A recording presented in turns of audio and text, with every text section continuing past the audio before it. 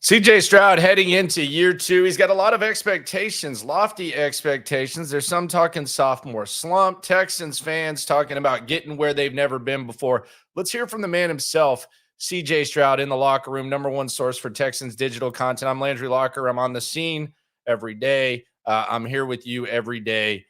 Digital beat reporter, etc. Right here. So be sure to subscribe, like, right along for the best Texans digital coverage in the game. Before we hear from CJ Stroud, I just want to say this. When CJ Stroud came into the league, and I've mentioned this a few times, I'm a guy who likes press conferences. I'm the podium critic. I just think that there's some raw authenticity to him. Sometimes guys go to the podium, they don't give you much, but a lot of times you can kind of get a grasp, you can kind of get a feel of how they're feeling, what their mindset is, even if they're not answering questions. I just think the podium is where fans, media types get kind of a grasp of what a player is made of. And sometimes, more times than not, players, because they are young men, they come into the league and they kind of find themselves. They go from being young men to grown men, and how they sound at the podium day one, it only improves, it gets better, or it can get worse as well. The most impressive thing for me with CJ Stroud is not the way that he handles success, but it's the way that he handles adversity.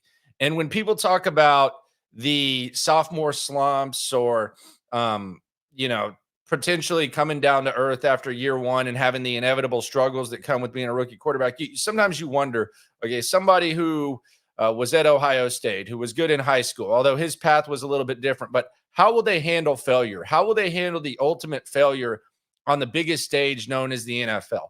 That's one thing I don't think you have to worry about when it comes to CJ Stroud. And I go back to the Georgia game where CJ Stroud played his final game at Ohio State. And it has nothing to do with what happened on the field that has me the most impressed with CJ Stroud and believes that he's the most prepared to handle whatever situation is thrown his way. Because in that game, after the loss, perhaps probably the most disappointing, heartbreaking loss of his entire career, Ryan Day went up to the podium, and Ryan Day was being completely grilled. He was being grilled by the media. You know how college media can be. They're a little bit crazy in Ohio. And CJ Stroud did something extremely rare. And let's go back to the previous year before that, just to give a visual of how this is occasionally handled by a young man. And I'll go back all the way to the early 2000s. Mac Brown, head coach of the University of Texas, Chris Sims, struggled historically against Oklahoma. At one moment, Chris Sims was up there facing the fire, and Mac Brown grabbed the microphone from Chris Sims and defended the young man, which I think is fine, which I think is probably appropriate. I can't imagine how on that big stage I would be able to handle stuff. And I think a young man being defended by a grown man who's in charge of looking out for him and all that, I don't think anything is wrong with that. You go to the previous year before CJ Stroud lost to Georgia, Bryce Young, Will Anderson, great young men, great leaders. They had just lost to Georgia, and this was one of the viral moments in which Nick Saban stepped in for them. Here's what it looked like when Bryce Young and Will Anderson lost to Georgia. Here is Bryce Young talking about the loss, or trying to, and then look what Nick Saban does for Will Anderson and Bryce Young.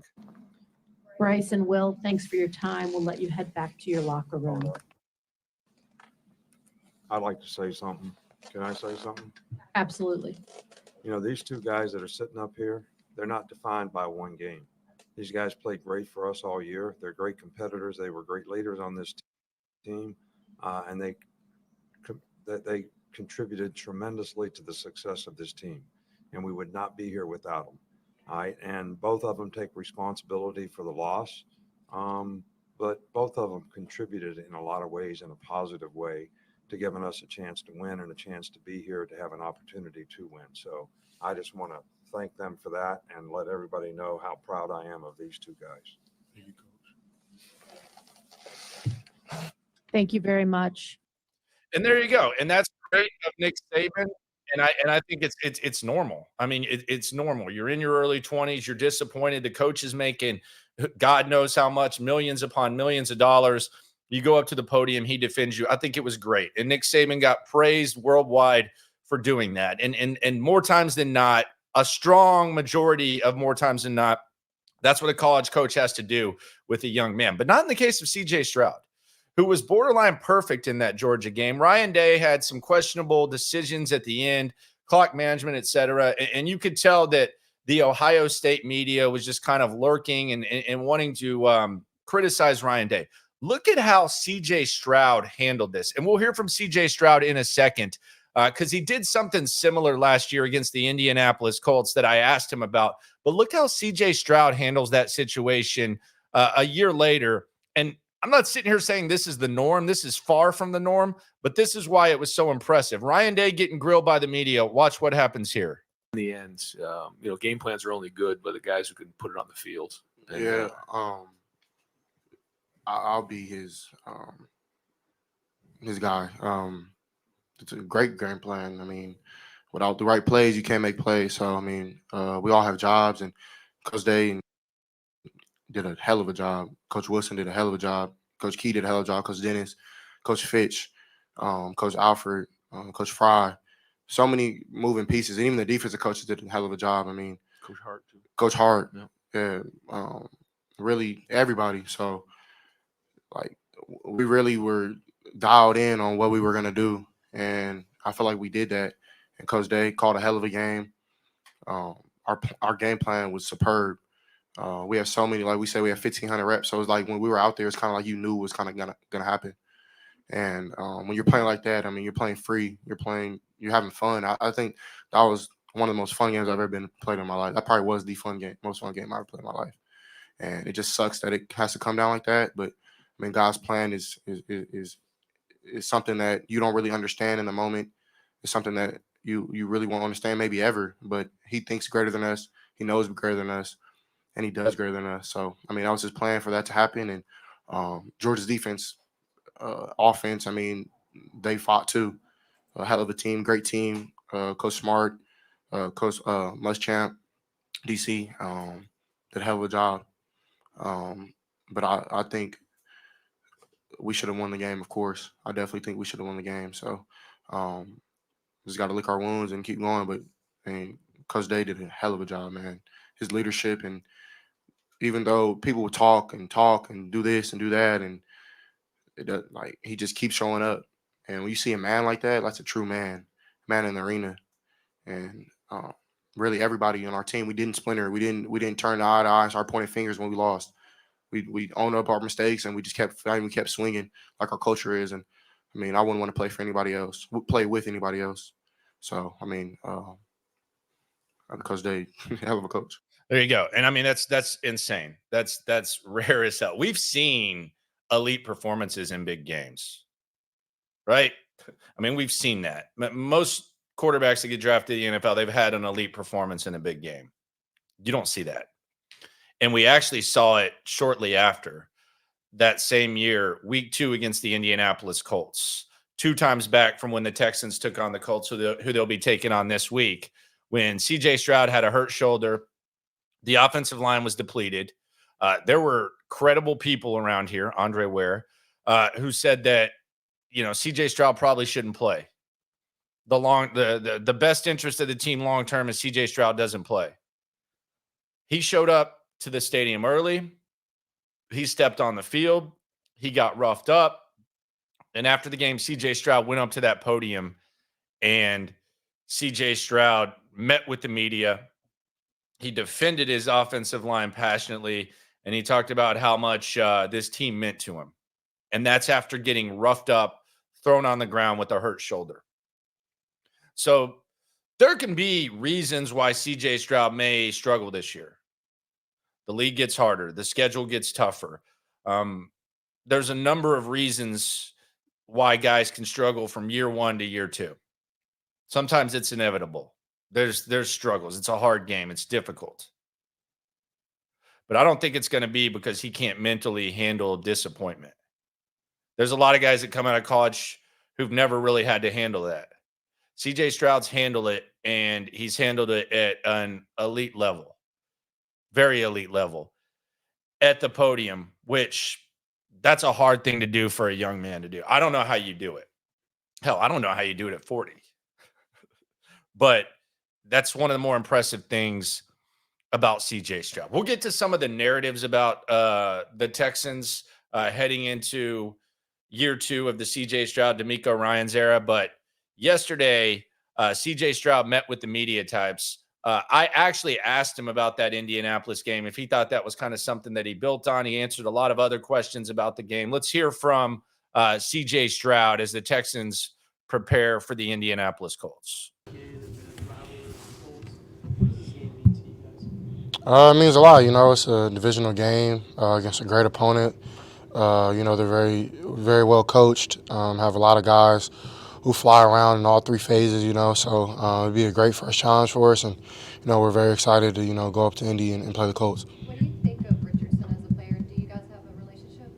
I think of him as a all-around quarterback, somebody who can, make all the throws, can also, run the ball dynamically and, be effective in that area. Somebody who, has bought into that offense. Watching him in preseason, he looked like he was clicking on all cylinders.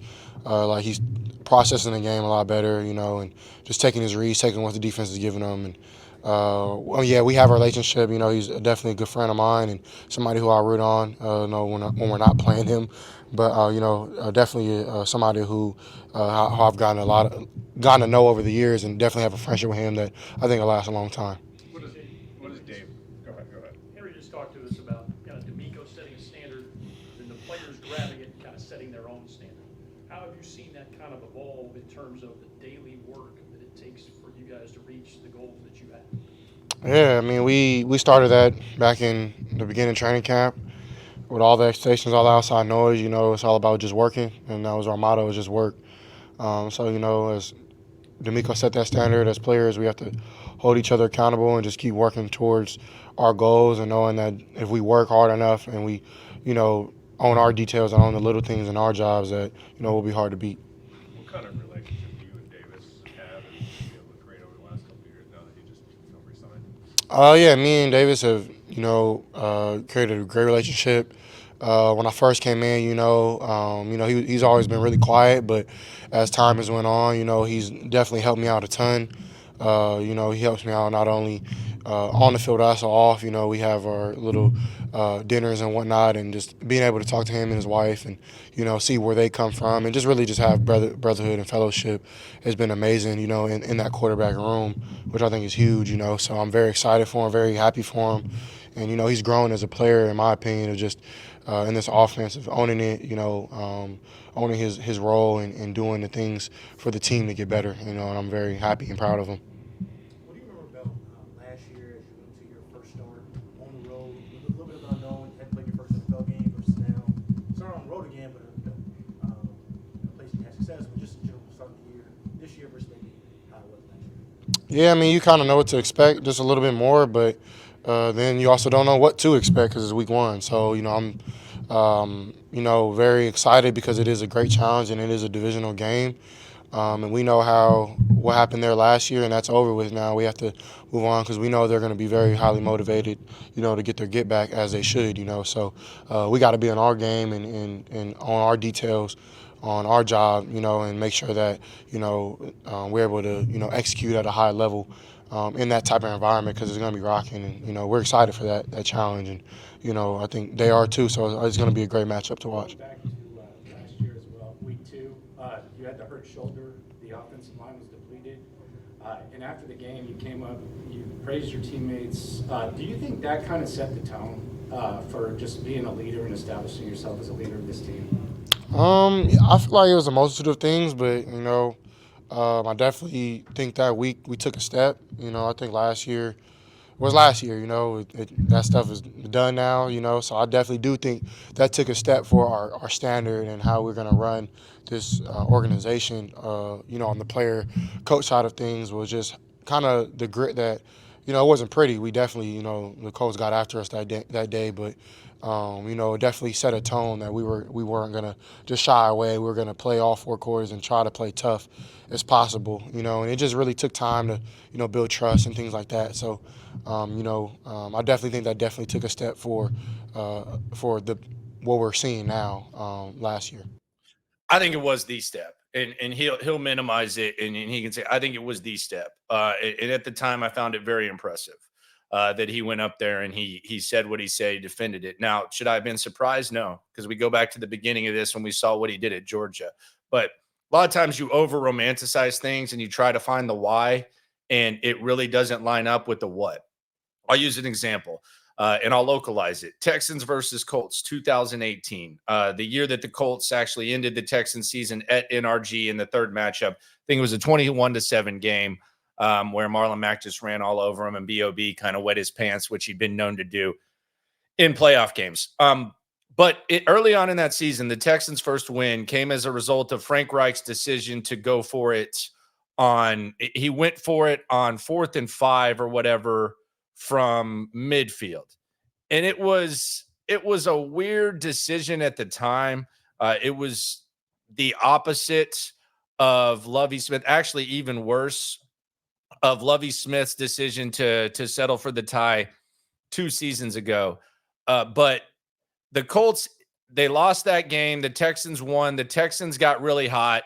And then the Colts ended up getting hot late in the season, and they ended up making the playoffs. And after they made the playoffs, there was a portion of people who said, man, that moment against the Texans on September 30th was when the Indianapolis Colts really believed. That's when when Frank Reich said that we're going to go for it, and they really, really believe. He showed them that they really believed. Okay, let's look what happened the 2 weeks after that. They went to New England, got smacked 38-24. And then they went to New York and they got smacked by the Jets 42-34. Now they got hot after that and they only lost 1 game, but they got smacked the immediate next 2 weeks. So I feel like that's an example of where we try to find the why to explain the what. And it's a reach. It's over romanticized. It's one of those talking points that you just kind of roll your eyes at unless you just want to repeat what people are saying. But let's look at how the Texans responded to CJ Stroud after week 2 last year in the Colts against the Colts. After he got roughed up, he had the hurt shoulder, he played all that, and he went up there and defended his team. What did they do? What did they do the next 2 weeks? They went to Jacksonville and beat Jacksonville's ass. They were a touchdown underdog in Jacksonville. They beat their ass. And then the next week, they beat the Steelers' ass on J.J. Watt Day. So that is tangible proof that there was a reaction from the team. You start out 0-2, you won your next 2 games that some people did not expect you to win. So there's tangible proof there. It's not over-romanticized. I'm guilty. I'm very guilty of over-romanticizing stuff, especially at the podium. God knows that. I've been guilty of that. But I think this is tangible proof. And we talk about that Georgia game with CJ Stroud. I think they're going to be talking about that for years. It seems like it's just like it's almost like a Vince Young USC type of thing where it just gets romanticized, and that's why people get impressed. I talk about it as well, but for a completely different reason. It is the Locker Room, #1 source for Texans digital content. I'm about to head to practice. I think we're going to hear from Nico Collins. We're going to hear from Tank Dell. So we'll react to that. We'll get you ready for the Texans versus the Colts post-game show right here. The most crowded, packed, live post-game show after Texans-Colts right here in the Locker Room. The other narrative about CJ Stroud, I just want to ask the question, the sophomore slump narrative. Do you believe in the sophomore slump? I think it can happen. It's not inevitable. It's not a must to happen, but I think it can happen. The one thing that I roll my eyes at is that it's going to happen because coaches have more film on CJ Stroud. I don't get that. I don't understand that reasoning. There's a lot of reasons why it can happen. Sometimes it's inevitable, but who knows? But I do think based on everything that we've talked about, CJ Stroud will probably be able to handle it better than most. Who knows? We'll see. There's been a lot of talk, and there's going to be even more talk. It's going to be more intense, but there's going to be less speculation. There's going to be actual games to react to. And it's fun times around here. Can't wait till Sunday night. Be out there in the parking lot when they take on the Bears, and then in the press box and right here with you in the Locker Room. Subscribe, like, ride along. Always remember, when it comes to this Texan stuff, we're all in it together. Happy beginning of football season.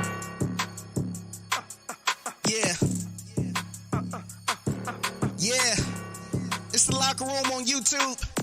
You know what it is. Let's get it.